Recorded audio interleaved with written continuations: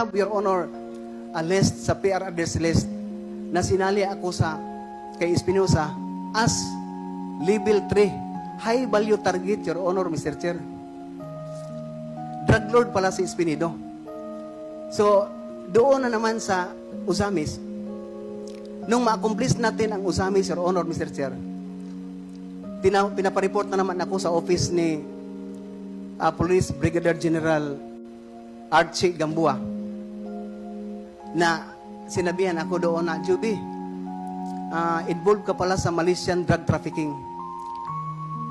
Wala ako magawa, Your Honor, Mr. Chair, just only to pagdasal lang, Lord, ikaw talagang kakampi ko, ang pulis ngayon. Sino pa ang paniwalaan ko? That time, Your Honor, Mr. Chair, may pagkataon na pinapatawag ako, pinapareport ako kay President Rodrigo Duterte at the time. Nag-report ako direct sa kanya. Sinabihan ko na